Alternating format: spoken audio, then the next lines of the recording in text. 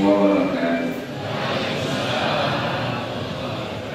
Alhamdulillahirabbil alamin wa bihi nasta'in wa ala umuri dunya waddin nasta'inu wa nastaghfiruh wa na'udzu billahi min shururi anfusina wa min sayyiati a'malina wa may yahdihillahu fala mudilla lahu wa may yudlil fala hadiya lahu. Asyhadu an la ilaha illallah wahdahu la syarika lahu wa asyhadu anna Muhammadan abduhu wa rasuluhu la nabiyya ba'dahu. Amma puji syukur kehadirat Allah Subhanahu wa taala yang masih melimpahkan rahmat dan nikmat. Kita bersyukur dengan mengucapkan alhamdulillahirabbil alamin. Kemudian kita berdoa bersalawat kepada Rasulullah dengan mengucapkan Allahumma shalli ala sayyidina Muhammad wa ala ali sayyidina Muhammad, dan bersalam kepada Rasulullah dengan mengucapkan assalamualaikum ya Rasulullah. Kaum muslimin dan muslimat yang dirahmati Allah, pada malam hari ini kembali kita meneruskan pengajian di masjid kita, Masjid Nurul Haq yang kita cintai ini, yaitu pengajian rutin mingguan setiap hari Jumat malam.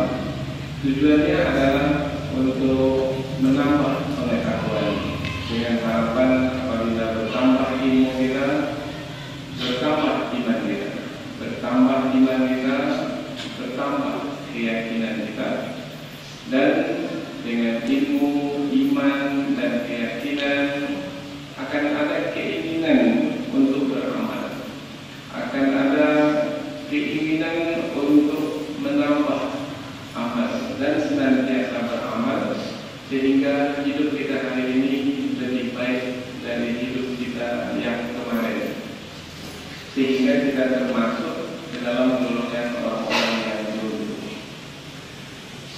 Untuk dapat kita berhasil menambah ilmu, menambah iman, menambah yakin, maka kita mesti mengetahui tentang hati kita, karena penentunya adalah hati. Apabila kita dapat beramal amal yang baik, maka balasan kebaikannya adalah kembali kepada kita sendiri, bukan kepada orang lain, tetapi pada diri kita sendiri. Maka siapa yang berbuat baik, sebenarnya dia berbuat baik untuk dirinya sendiri. In ahsantum ahsantum li anfusikum. Apabila kamu berbuat baik, maka sesungguhnya kamu berbuat baik adalah untuk dirimu sendiri.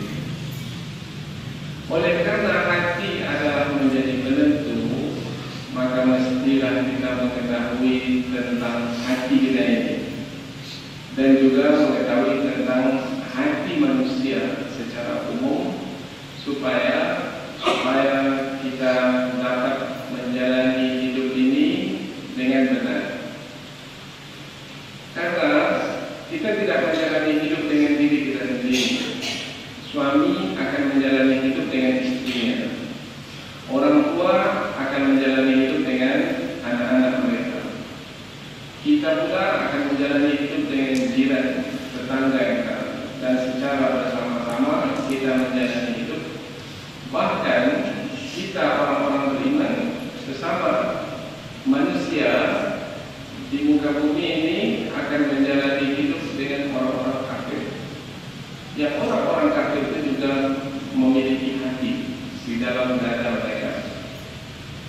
Maka mesti pula mengerti tentang hati orang-orang kafir yang ada dalam dada mereka, sehingga apabila kita mengenali hati dengan lebih baik, maka insya Allah kita akan dapat menjalani hidup ini dengan lebih baik pula. Di dalam sebuah hadis Rasulullah menyebutkan penentu diri manusia itu adalah hatinya. Sesungguhnya di dalam tubuh itu ada sebongkah daging. Apabila daging itu baik, maka baiklah seluruh tubuh. Apabila daging itu rusak, maka rusaklah seluruh tubuh. Yang sebongkah daging itu adalah hati. Ala inna fil jasadi mudghah fa in saluhat saluha sa'iru amali wa in fasadat fasadu sa'iru amali ala wa hiyal qalb. Yang sebongkah daging itu adalah hati. Tapi penyebutan hati sebenarnya salah dalam bahasa kita, bahasa Indonesia.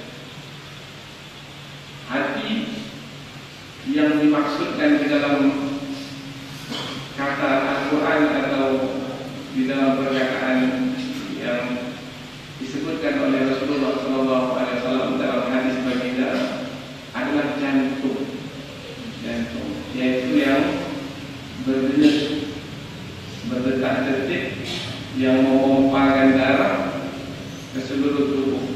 Itu sebenarnya yang disebut dengan qalbun. Jantung itu sebenarnya hati. Tapi kita pula menyebut hati kepada jantung. Kemudian liver itu sebenarnya yang hati, berada lebih bawah. Kalau jantung itu berada di atas. Maka kalau sakit hati di mana? Di sini atau di sini? Aduh, sakit hatiku. Sakit hatiku. Kemana kita arahkan tangannya? Ke jantung.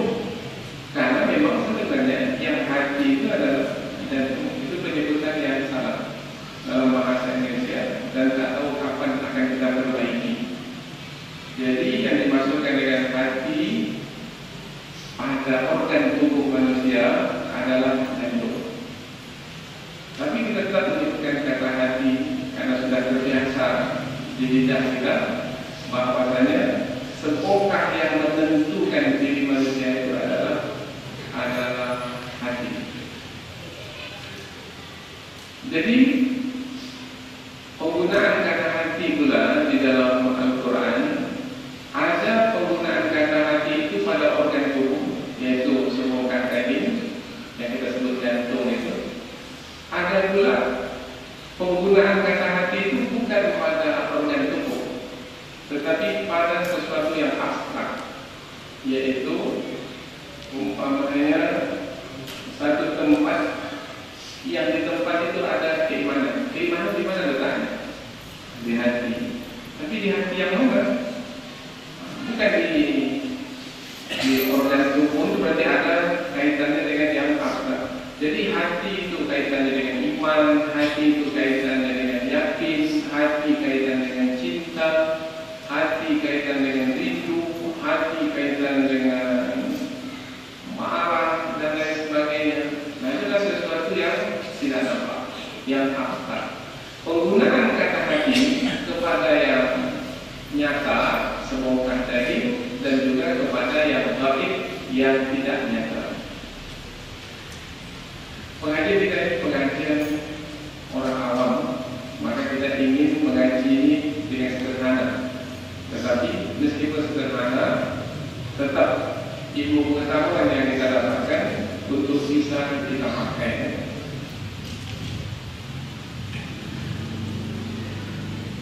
Kita ini terdiri dari dua unsur.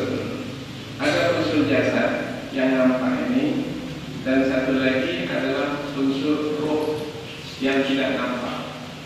Allah berfirman dalam surah Al-Hijr ayat 28 dan 29, wa idh qala rabbuka lil malaikati inni khaliqum basharan min salsalin min hama'in masnun. Dan ingatlah ketika Tuhan berfirman kepada para malaikat, ini di dalam surga dahulu, wahai para malaikat, aku hendak menciptakan manusia dari tanah liat yang hitam di aman. Kemudian tanah itu pun diberi bentuk. Ini maksudnya penciptaan dari Adam, manusia yang pertama. Faidah sama itu, maka apabila aku telah menyempurnakan penciptaan jasad Nabi Adam sudah diciptakan di dalam surga. Ada kepala, ada badan, ada tangan, ada kaki. Wa nafakhtu fihi min ruhi. Lalu aku tiupkan ruhku ke dalamnya. Allah berfirman, lalu aku tiupkan ruhku. Ruhku di situ, ruh Allah bukan bermakna zat Allah, bukan ciptaan Allah. Ruh itu juga ciptaan Allah, tetapi Allah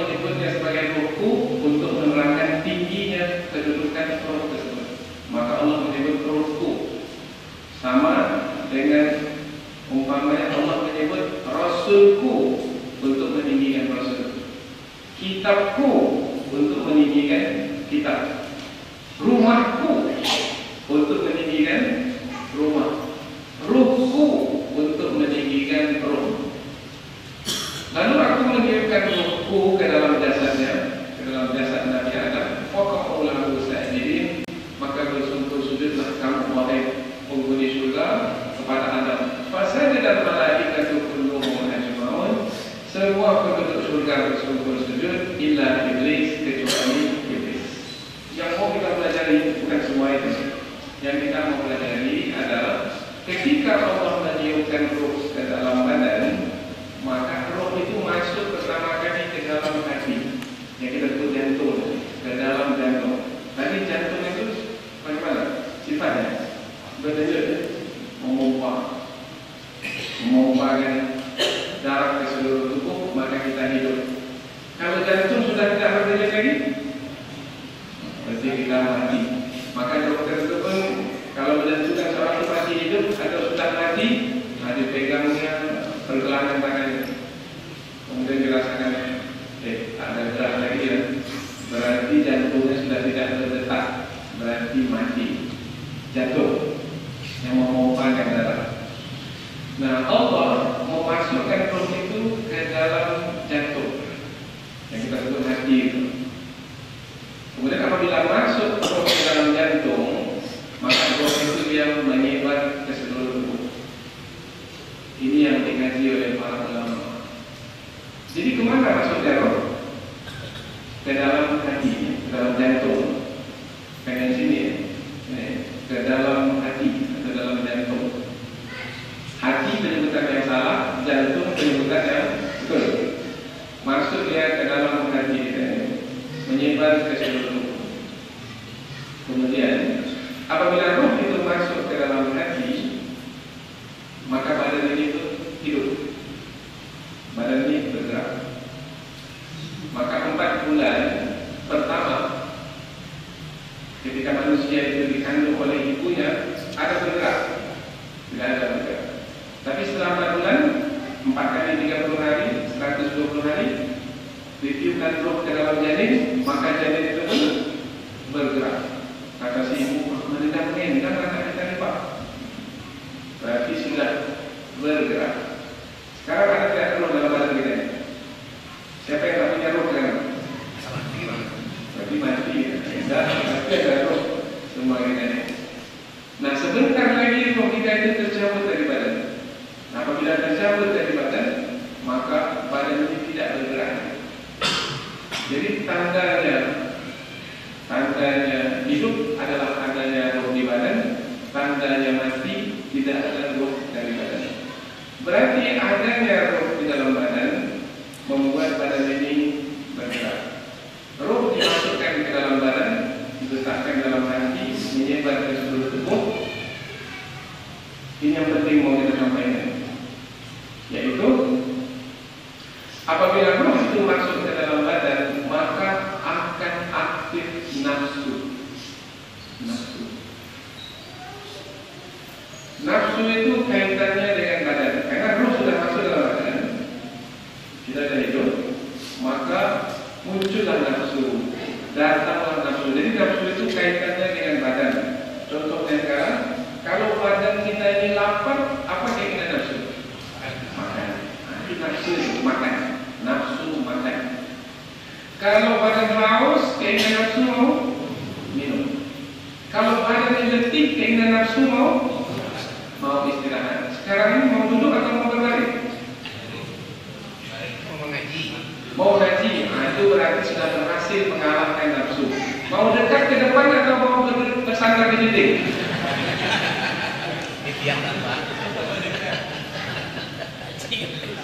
Kan badan. Maka ketika ditanya badan mau duduk dekat-dekat di sini atau mau bersandar di dinding, kalau ditanya nafsu, mau bersandar di dinding, karena kaitannya dengan badan. Tapi kalau kaitannya dengan roh, nafsu dapat dikalahkan. Maka satu lagi, kita di sebelah kiri ini, tangan kiri, sekarang ini tangan kanan, maka muncul iman. Nah, iman itu kaitannya dengan roh, nafsu kaitannya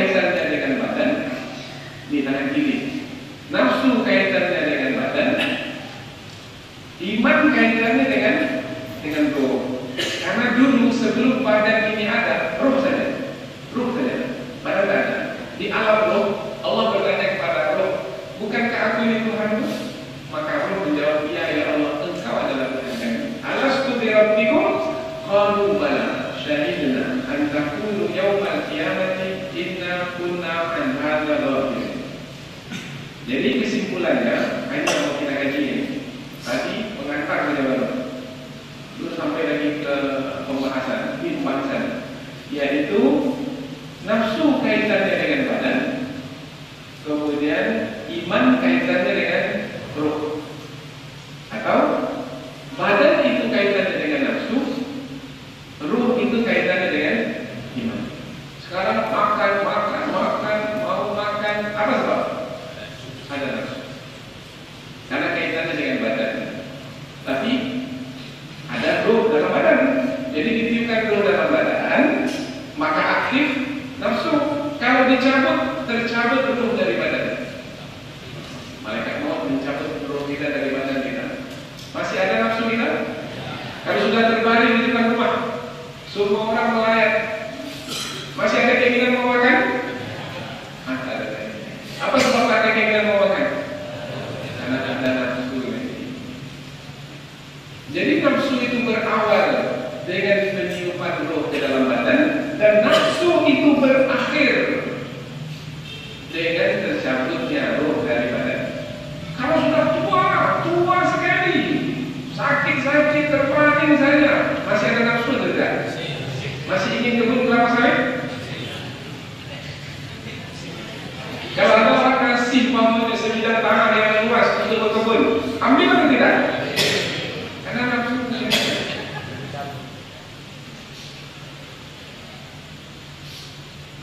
Baik, berikutnya lagi. Mengapa kita sampaikan? Ini ada kejadian di Jakarta sana sekarang. Permasalahannya adalah di nafsu itu. Di depan itu sudah ada calon kafir, calon sombong, tidak berakhlak, perkataannya keji, suka menghina orang, tidak hormat kepada siapapun. Ini sudah nampak musuh di depan. Untuk mengalahkan ini mesti bersatu padu. Tapi karena nafsu ada di dalam dua ini. Pecah. Anak saya adalah kata yang satu. Ini kita lihat. Anak saya adalah mana mau? Anak kita atau anak orang? Untuk jadi calon gubernur. Yang muncul nafsunya anak saya. Ini yang merusak. Kalau suami nafsunya yang muncul akan merusak kehidupan rumah tangga.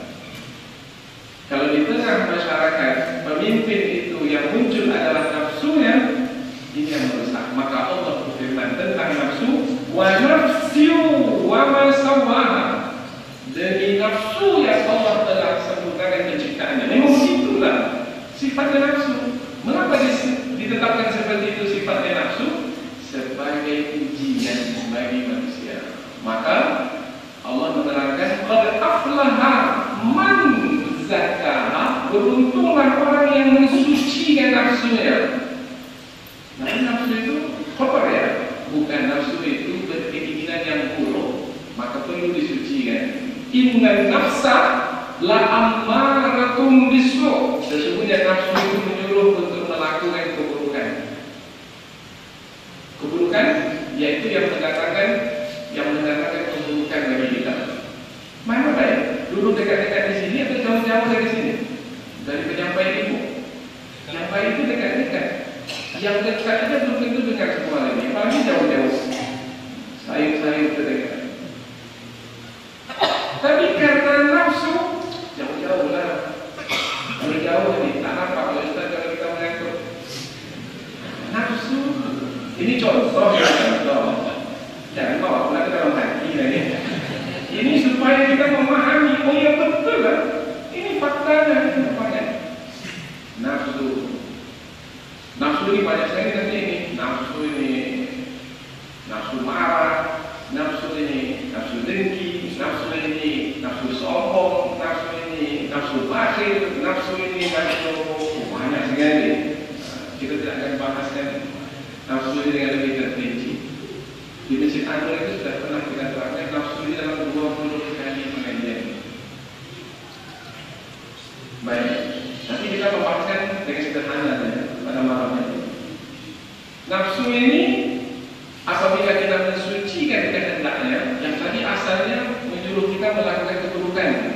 kita sucikan. Ada nafsu tidak lagi menyuruh kita melakukan keburukan, tapi melakukan kebaikan. Maka sebenarnya nafsu itu sudah disucikan. Maka sebenarnya bukan nafsu itu lagi yang berkehendak. Yang berkehendak adalah iman. Apa yang membuat kita mau mendekat ke sini? Bukan nafsu kita. Yang membuat kita mau mendekat ke sini adalah iman kita. Karena adalah sebaik-baik orang yang duduk dalam majelis ilmu adalah yang paling dekat dengan yang menyampaikan ilmu. Karena dalam sebuah hadis Rasulullah mengatakan ada 3 orang yang terlambat ini. Ini tentang orang yang terlambat. Itu ketika Rasulullah menyampaikan ilmu di masjid, kemudian ada 3 orang yang terlambat. Orang yang pertama terlambat, dia cari tempat yang paling dekat dengan Rasulullah. Mana yang paling dekat? Duduk di situ. Yang kedua, dia jauh-jauh dari Rasulullah, dekat-dekat pintu, supaya cepat bisa keluar. Kemudian yang ketiga, duduk masuk dalam majelis ilmu. Ini hadis sahih berlaku pada masa itu. Sudah duduk di majelis ilmu, duduk sebentar, berdiri, kemudian pergi. Melihat 3 orang yang berbeda ini, maka Rasulullah pun bersabda, wahai para sahabatku sekalian, mau tidak kuterangkan kepadamu tentang 3 orang? Mau ya Rasulullah? Yang pertama, ada orang yang datang mendekat kepada Allah, maka Allah pun mendekat kepadanya. Siapa yang mendekat? Yang pertama adalah. Yang kedua, ada orang yang malu-malu datang kepada Allah, maka Allah pun malu-malu memberikan rahmat kepadanya. Siapa dia? Itu yang dekat-dekat pintu, dekat-dekat dinding. Yang ketiga adalah orang yang datang kepada Allah, datang pada awalnya, kemudian dia berpaling, maka Allah pun berpaling daripadanya. Maka ketika iman kita muncul, kita pilih mana? Pertama, kedua, atau ketiga? Berarti yang membuat seseorang itu mendekat ke sini adalah iman. Kalau ikuti hawa nafsunya, akan mau mendekat. Takkan. Apalagi kalau sudah muncul sombongnya, Allah siapa Ustaz itu dulu saya dekat-dekat dia pula. Dia itu pangkat anak saya ini kalau usia, siapa dia? Itu apa yang muncul? Maka pernah satu tempat saya minta dekat, tak mau dekat, maka saya ucapkan salam, saya pulang deh. Kemudian mereka mengatakan, berkat dari kajian, untuk apa dia menyampaikan pengajian? Saya nanti menyampaikan dengan sungguh-sungguh, bersusah payah. Kemudian orang yang duduk dengan kesombongannya itu mengharapnya untuk mendapat ilmu. Maka capek saja saya mengajar. Karena ada dinding penghalang dalam hatinya untuk menerima, yaitu kesombongan. Pulang saja. Pulang. Kalau mau mengundang lagi, mesti bersiap sedia duduk dekat-dekat meja. Setuju? Setuju. Assalamualaikum. Waalaikumsalam. Dan selesai pengajian. Pengajian yang seperti itu hanya beberapa menit lebih berharga dari berjam-jam. Maka kita katakan yang menyampaikan ilmu adalah karena iman, tidak karena nafsu. Yang menerima ilmu, yang menuntut ilmu, yang belajar adalah juga karena iman, tidak karena nafsu. Maka beruntunglah orang yang mensucikan nafsunya, berarti mengalahkan keinginan nafsu. Dengan apa mengalahkan? Dengan memunculkan iman. Wa qad khaba man dassaha, dan merugilah, gagallah orang yang menodai nafsunya, yaitu memperturutkan kehendak hawa nafsu. Syaitan itu masuk melalui nafsu atau melalui iman, dan malaikat itu masuk melalui nafsu atau melalui iman.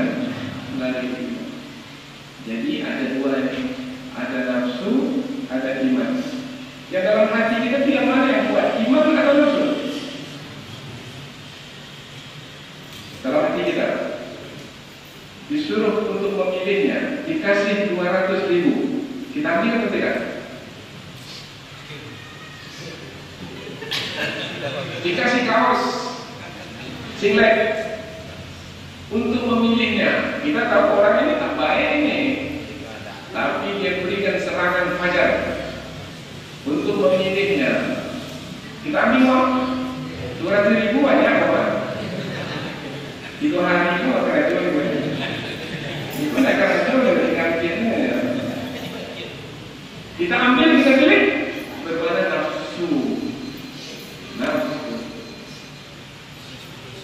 Dan kita tak tahu, mungkin di sana ada usaha memecah belah suara umat Islam. Mungkin tak berapa miliar yang ditaburkan supaya tidak bersatu. Karena musuh itu salah satu cara musuh untuk melemahkan umat ini adalah memecah belah umat, dan umat ini akan terpecah belah selama umat ini masih dikuasai oleh ini jemaah Masjidul Haq ini. Kalau yang menguasai hati mereka adalah nafsu, mudah sekali terpecah belah. Ada setiap misi datang dan terpecah belah kita ini. Macam-macam itu misi, mudah sekali. Pecah kita ini, beradu antara satu dengan yang lain. Ada saja sebabnya. Tak perlu kita mengaji kita lebih jauh. Nah, ini yang perlu diwaspadai. Dalam rumah tangga juga begitu. Apabila suami sudah dikuasai oleh hawa nafsu, semakin hebat kekuatan nafsu itu menguasainya, maka semakin banyak ia melakukan keburukan, kerusakan, maka semakin merusak suami ini, semakin merusak keluarganya itu. Begitu juga istri, begitu juga orang tua, begitu juga anak, begitu juga pemimpin, dan seterusnya. Berarti perlu kita memperhatikan tentang hati yang di dalamnya ada nafsu dan yang di dalamnya ada iman. Lalu pentingnya pengajian ini di mana? Mengaji itu apa? Untuk itu yang kedua tadi, kita tambah ilmu kita, bertambah iman kita, bertambah keyakinan kita, maka kita akan menjadi teguh, tetap pendirian, disogok dengan berapapun, tak mempan. Apa sebab? Sebab iman kepada Allah, iman kepada hari akhirat. Saya hanya ingin mendapatkan kepada Allah. Yang ingin saya dapatkan adalah kebaikan di hari akhirat. Apa gunanya 200.000 kalau saya dimurkai oleh Allah dan nanti dimasukkan ke dalam neraka? Sampaikan anak negeri Indonesia ini ke tahap yang seperti ini.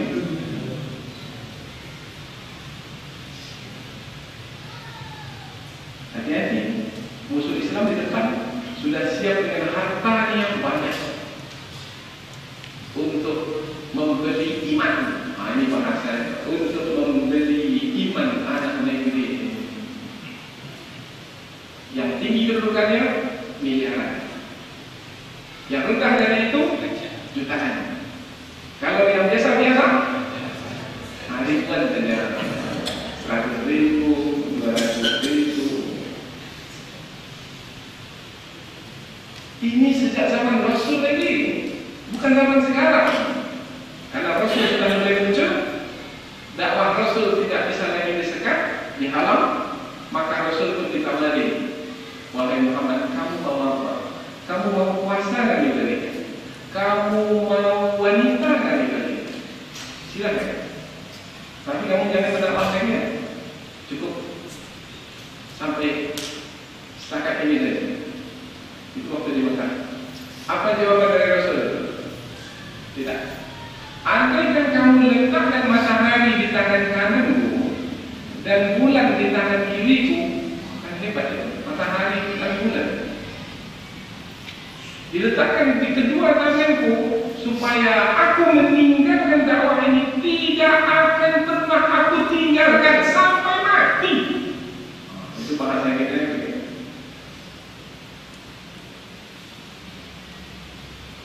Apa sebab prinsip sampai ke tahap seperti ini?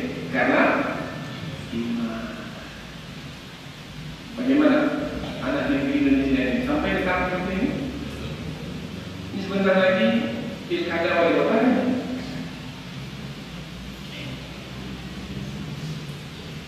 Bentar lagi, berapa lama lagi?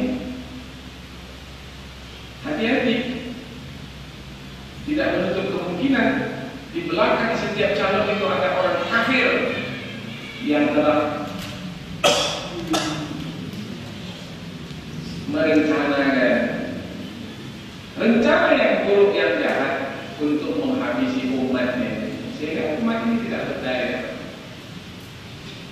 Karena umat ini tak ada lagi muncul iman yang menguasai hati, yang muncul adalah nafsu. Maka Rasulullah ada bersabda, nanti seketika akan datang suatu masa, waktu yang mana kamu, Rasulullah menyampaikan kepada para sahabat, berarti orang beriman, umat Islam, kamu ramai sekali, tapi kamu seperti makanan yang disantap oleh musuh. Kamu seperti buih di atas laut, tak ada kekuatan sama sekali.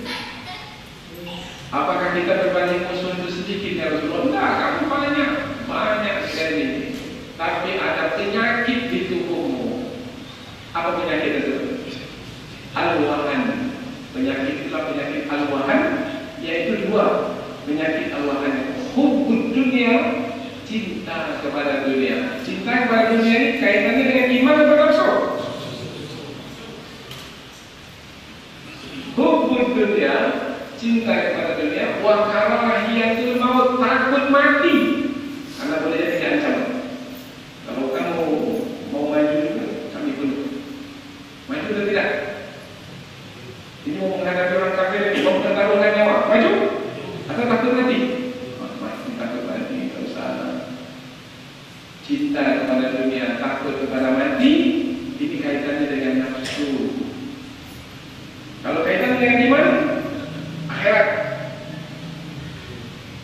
tidak takut mati, gugur sebagai syuhada, iskariman, awwat syahidan, hidup mulia, mati syahid. Oh, ini dia. Nah, pembahasan kita ini bisa kemana-mana ini, karena kaitannya dengan hati kita. Kemana-mana aja pangkatnya adalah hati. Di sini pangkatnya. Maka kalau mau cari pasangan hidup yang akan menyenangkan kita selama-lamanya, pasangan hidup yang bagaimana? Pasangan hidup yang beriman kepada Allah.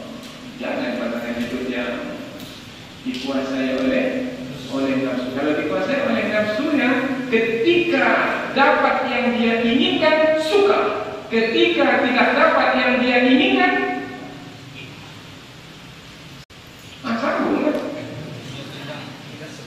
tak suka. Ada uang abang saya, tak ada uang pergi abang. Saya hanya dengan abang yang ada uang saja. Ini kalau wanita pada laki-laki pada wanita begitu juga. Ketika istrinya muda cantik jelita, senang. Ketika sudah tua keriput berkuban, habis manis. Pandai kamu. Maka ini semua berbagai nafsu. Tapi ketika nafsu ini sudah terpinggir, iman yang muncul, oh, semakin tua rumah tangga, semakin senang, semakin bahagia. Alhamdulillah, kita berhasil dalam menjalani ujian rumah tangga ini. Tidak terasa ada 30 tahun kita sama-sama senang, sama-sama susah. Tak ada kita ini keji-mengeji, dengki-mendengki, hina-menghina, tekan-menekan, aniaya-menganiaya. Alhamdulillah berhasil kita dalam itu. Mudah-mudahan sampai meninggal dunia kita seperti ini. Maka inilah sebagai amal saleh kita untuk masuk ke surga. Kata istri, begitu pula kata suami. Maka semakin senang, semakin bahagia berumah tangga, dan masing-masing mengucapkan terima kasih. Terima kasih wahai adindaku, terima kasih wahai abangku. Macam ini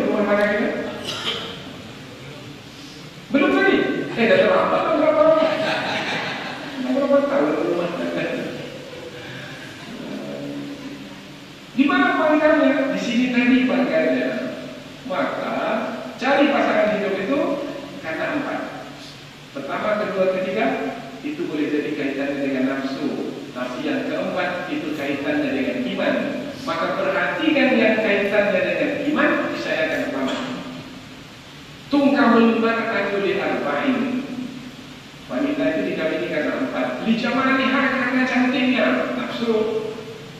Wali nasabiha karena keturunannya, nafsu. Wali maliha karena hartanya, nafsu. Wali diniha karena agamanya. Bagaimana cari pasangan dulu Pak Haji? Karena imannya, alhamdulillah. Patutlah bertahan sampai hari ini. Tapi kita akan lihat di sampai berikutnya. Betul tidak kata Islam? Karena akan diuji. Jangan kamu mengira wahai orang-orang beriman bahwasanya kamu cukup mengaku beriman, kamu tidak akan diuji. Kamu akan diuji. Ahasiban nas ayyutraku ayyaqulu amanna. Kami beriman. Wahum la yuftanun. Mereka tidak akan diuji. Apakah manusia mengira cukup untuk mengatakan kami beriman, kemudian mereka tidak akan diuji? Tidak. Walaupun fatanna alladziina min qablihim. Sungguh kami telah menguji orang-orang terdahulu, maka kami juga menguji orang yang sekarang. Kami juga akan menguji manusia sampai ke akhir zaman, diuji. Ada di antaranya. Tapi berhasilkah kita dalam ujian? Iman tentunya. Ketika iman ini terus kita perhatikan, ditambah, dikuatkan, maka insya Allah seberat apapun ujian akan dapat kita selesaikan. Tapi kalau tak ada iman, nafsu yang muncul, hanya akan gagal dalam ujian. Seringan apapun ujian, tak berhasil. Yang ringan pun tak berhasil. Apalagi yang berat. Maka orang yang tak berhasil dalam ujian tidak akan pernah tinggi kedudukan. Anak-anak yang sekolah, apabila di sekolahnya tidak berhasil dalam ujian, di SD saja dia tak lulus dalam ujian, tak akan mungkin bisa ke SMP dan seterusnya. Begitu juga di dalam hidup ini. Jadi penentu kita ini sebenarnya adalah hati kita. Di dalam hati itu iman, atau dalam hati itu nafsu. Iman dan nafsu ini ada pada setiap manusia. Kalau pada malaikat, nafsu tak ada. Setiap manusia ada iman, ada nafsu. Karena nafsu ini tidak ada pada malaikat, malaikat itu tak pernah melanggar. Dan manusia, karena manusia itu memiliki nafsu, ketika nafsu menguasai hati manusia, manusia itu melanggar. Tetapi Allah sudah sediakan pula jalannya kalau sudah melanggar, yaitu bertaubat kepada Allah Subhanahu wa Ta'ala. Baik, sudah sampai tadi. Yaitu penentu diri kita ini adalah hati. Yang di dalam hati itu ada iman dan nafsu. Iman kaitannya dengan roh, nafsu kaitannya dengan badan. Kira-kira manusia hari ini, kita sendirilah, mana yang banyak kita perhatikan? Waktu yang 24 jam ini, mana yang lebih banyak kita gunakan? Untuk memperhatikan iman atau untuk memperhatikan nafsu? Jujur saja. Untuk menyampaikan keinginan iman ini kepada salat 5 waktu, itu keinginan iman. Karena kaitannya dengan beriman kepada Allah yang memerintahkan kita salat. Salat 5 waktu, satu kali salat berapa menit? 5 kali 5? 25 menit satu hari. Yang 24 itu 25 menit. Ini yang wajib ini. Salat 5 waktu. Itu kalau salatnya 5 menit. Kalau salatnya 3 menit, cuma 15. Ada lagi yang kurang tadi dong. Itulah kesalahan. Panjang saja imam baca Quran itu sudah mulai. Nah, yang kaitannya dengan nafsu berapa banyak? Makan berapa lama kita di meja makan? 1 jam. Berapa kali makan sehari semalam? 3. 1 kali 3 jam. Tadi untuk iman kita 25 menit. Ini 3 jam. Ini baru makan teman-teman. Iman ini ingin kita bangun untuk beribadah, bangun untuk beribadah. Nafsu ingin kita tidur karena ingin menyenangkan badan. Nah, berapa jam kita tidur untuk menyampaikan keinginan nafsu ini? 8 jam. 8 jam. Ini anak yang 8 jam. Orang dewasa 5 jam, tapi kadang-kadang sampah lah ini. Sampai di majelis ilmu pun tidur juga. Mana contohnya? Jadi nafsu ini. Banyak sekali 5 jam. Tadi dah 3 jam tambah 5, 8 jam. Kemudian untuk badan lagi, mandi ini pun untuk badan juga. Berapa lama mandi? Di depan cermin berapa lama? Membedak berapa lama? Memakai baju kemudian melihat di depan kaca berapa lama? Oh, nampaknya kita lebih banyak menghabiskan waktu untuk badan. Berarti memperhatikan nafsu lebih, berarti memperhatikan iman. Sementara kemuliaan manusia pada badan manusia atau pada ruh manusia?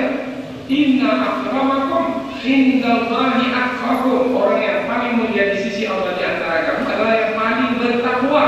Takwa itu kaitannya dengan iman atau kaitannya dengan nafsu? Dengan iman. Jadi kira-kira kita ini mulia atau tidak? Kalau sedikit memperhatikan iman, kita menganggap diri kita mulia juga. Berarti kita sudah tertipu. Satu lagi, penutup bagiannya, yaitu nafsu kaitannya dengan badan, iman kaitannya dengan ruh. Nafsu kaitannya dengan badan, makan. Kemarin pada waktu pembahagian hewan korban, mau kantong yang sedikit atau yang banyak? Bukan kantongnya, isi kantongnya. Yang banyak kaitannya dengan nafsu. Anda mau banyak makan daging, maka badannya mana? Besar. Tapi pada akhirnya ketika roh tercabut dari badan, maka badan itu kemana perginya? Roh melanjutkan perjalanan. Tapi badan yang besar-besar sekali akhirnya akan dimasukkan ke dalam tanah, dikuburkan menjadi makanan cacing dan ulat. Jadi berjam-jam lamanya setiap hari untuk badan yang pada akhirnya untuk makanan cacing dan ulat. Jadi kita ini pintar atau bodoh sebenarnya? Bijaksana atau tidak? Disinilah perlunya kita mengaji, karena letak ketenangan dan keselamatan kita itu di iman. Letak ketenangan dan keselamatan dalam rumah tangga itu di iman. Dan masyarakat ini pun juga akan terjaga terpelihara di iman masing-masing anggota masyarakat. Maka pengajian seperti ini di masjid kita ini menjadi penting.